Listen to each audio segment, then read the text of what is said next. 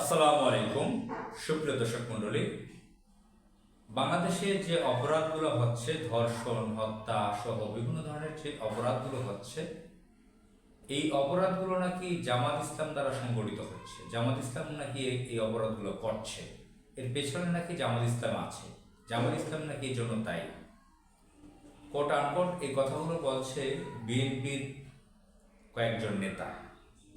এর মধ্যে শামসুজ্জামান দুদু বিএনপির কেন্দ্রীয় নেতা, তার বাড়ি সম্ভবত চুয়াডাঙ্গা, ছাত্রদলের আগে কেন্দ্রীয় নেতা ছিলেন, এমপি ছিলেন এক সময়। তো শামসুজ্জামান দুদু সম্পর্কে আপনারা জানেন, এবার তাকে নমিনেশনও দেওয়া হয় না সম্ভবত।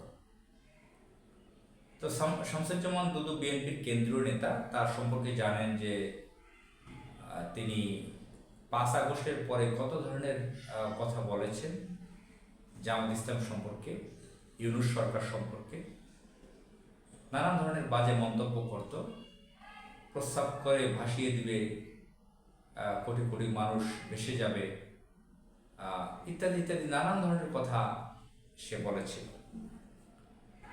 তো শামসুজ্জামান দুদু সম্প্রতি এই কথাটা কেন বলেছে? এই যে রামিসার ঘটনা, রামিসাকে ধর্ষণ করে কয়েক টুকরো করে ফেলা হয়েছে, আরও বিভিন্ন ধরনের অপরাধ সংঘটিত হচ্ছে, ধর্ষণ, হত্যা, ডাকাতি, রাহাজানি।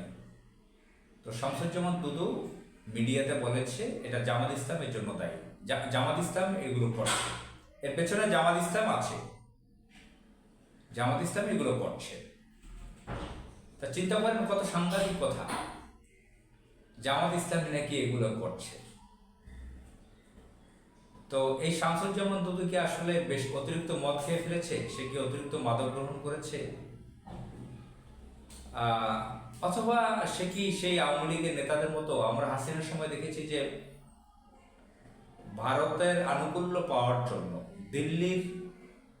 দিল্লির নজরে থাকার জন্য, সুনজরে থাকার জন্য আওয়ামী লীগের যারা পাতি নেতা টেতা বা কেন্দ্রীয় নেতা ছিল, যারা মিডিয়াতে কথা বলতে পারত,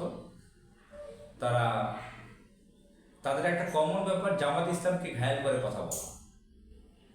এমন এমন কথা তারা বলতো আওয়ামী লীগের ওই নেতারা, মনে হচ্ছে যে অতিরিক্ত কয়েক বোতল মদ খেয়ে এসেছে বা অতিরিক্ত মাদক গ্রহণ করেছে বা মাতাল বা সাইকোপ্যাথ।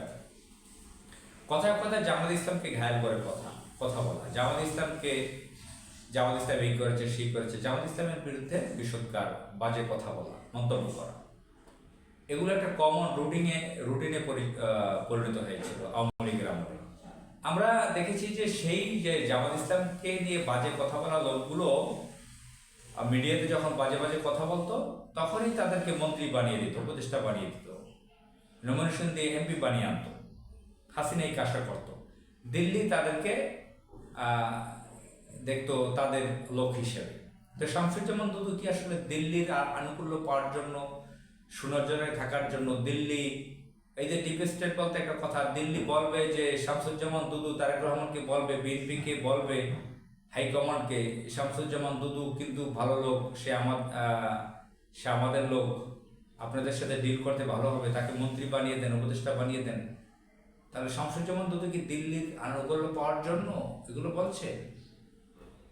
এর মধ্যে আবার দেখি যে পাতি নেতা উপজেলা পর্যায়ে, সামাজিক যোগাযোগ মাধ্যম থাকে, অনেক কিছু দেখতে হয়। আমাদের বাগেরহাটের মোড়লগঞ্জের এক বিএনপির পাতি নেতা, বিএনপির এক অঙ্গ সংগঠনের পাতি নেতা,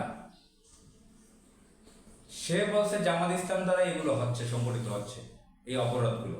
জামাত ইসলামকে দিয়ে কমিটি করলে এগুলো সব শেষ হয়ে যাবে, এগুলো হবে না, আর জামাত ইসলাম দ্বারাই নাকি এগুলো হয়।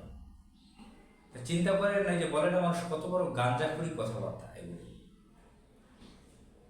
এখানে দিবালকের মতো সত্য যে আওয়ামী লীগ, বিএনপি এদের একই চরিত্র, তারা লুটপাট, রাহাজানি, ডাকাতি, চুরি, সন্ত্রাসী, টেন্ডারবাজি সবকিছু তারা করে, চাঁদাবাজি একসাথে করে, এখন পর্যন্ত ধর্ষণ করে, একজন আরেকজনের বউকে নিয়ে ভেগে যাচ্ছে, হোটেলে ব্যবহার করছে। এতে কয়েকদিন আগে, গতকালই দেখলাম ভিডিও ভাইরাল হয়েছে, যুবদলের সহসভাপতির স্ত্রী যুবদলের সভাপতি হোটেল নিয়ে তাকে ব্যবহার করতেছে।